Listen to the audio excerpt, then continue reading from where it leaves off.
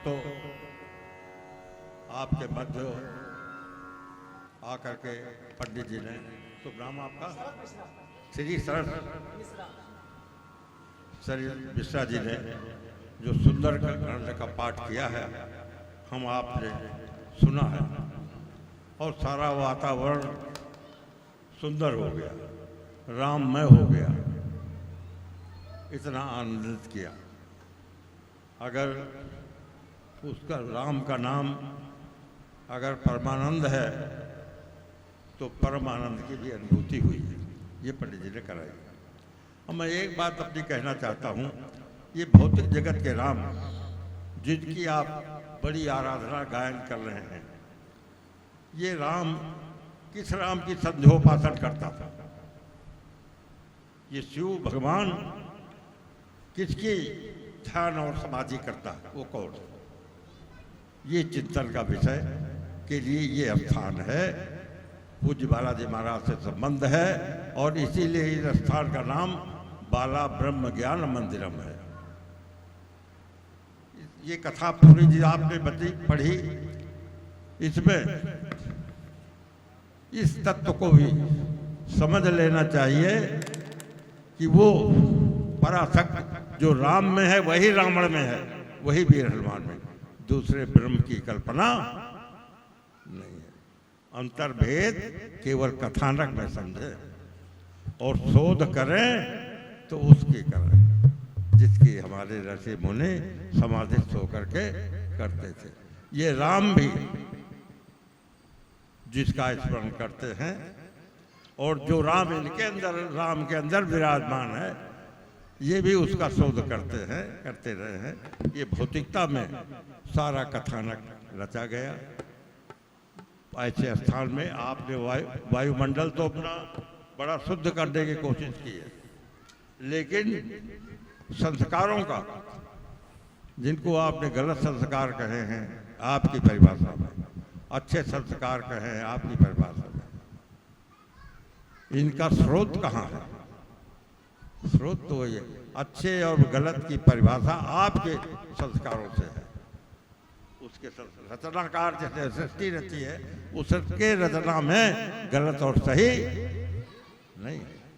ये भौतिक जगत की परिभाषाएं हैं जिसको हम आप सब प्रयोग में लाते हैं और इसीलिए हम आप सब उसका भी, उस पराशक्ति का भी रिलेट करें। और हम अपने पूज्य महाराज बालाजी या हनुमान जी महाराज का एक उदाहरण देके काम करते हैं कि जितने बड़े काम किए हैं राम के काल में, अहिरावण के काल में, सारे के सारे काम किए, लेकिन कहीं अभिमान नहीं सताया। और अगर पराशक्ति कहीं से अवतरित हो रही थी, ये उनके ध्यान में और ज्ञान में था, तो उनके चरणों में बैठे हैं ताकि शक्तिपात जो होता है वो चरणों से निष्कासित होता है। हमारे आपका चरण स्पर्श की इसीलिए परंपरा है।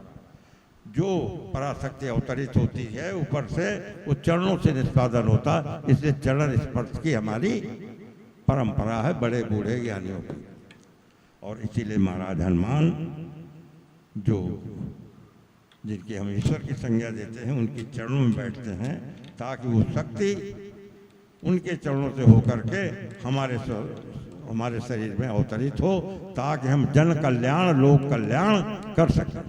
और इसलिए जिस स्थान से हम संबद्ध हैं, जुड़े हैं, वहाँ पर जन कल्याण अपने तरह का है, लोक कल्याण अपने तरह का है कि जो विकृत आत्माएं सब शुद्ध और पवित्र हैं, जिनके संस्कार विकृत हैं, उनके संस्कारों को विकृत से हटा करके सत्कृत करना, ये उस परम देवस्थान का है जिसको हम पूज्य बालाजी महाराज कहते हैं। ये स्थान भी वहीं से संबंध है। हम आप साहब उतारे हैं, हमारा जो विकार है जिससे हम ग्रसित हैं, रचे हुए भी हैं। आप ये जो आपके अंदर भिन्नता आ रही है, एक तरफ आप ये कहते हैं रावण महाविद्वान त्रिकालज्ञ, और एक तरफ उसको जला में। आज तक त्रिकालज्ञ कोई हुआ नहीं। ऋषि पुलस्त यश कमलमय का समझाया गया, पुलस्त का ऋषि सा, सारी संतानें हम ऋषि मुनियों की संतान हैं। तो ये जिसको जलाएगा वो इतना ज्ञानी, कहते कुबेर और जितने ग्रह सब वहाँ बंधे रहते थे, उसका शोध चिंतन हमने नहीं किया। दक्षिण भारत वाले करते हो, यहाँ पोखराया में करते हैं, शिवालय मंदिर में उनकी उसका जन्मदिन मनाया जाता। तो हम सारे विकारों को जाकर सत्कारों को भी देखें।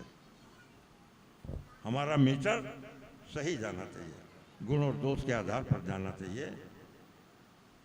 ऐसा भी ज्ञानी है त्रिकालज्ञ, आज तक भूतों न बहुत, जितने भी उसकी रचना में आज तक शरीरधारी हुए होंगे, मान्यवर कष्ट करे, मैं कुछ बोल रहा हूँ और ध्यान दे, विकार मत लाओ, बहुत बात करने की चर्चा मिली।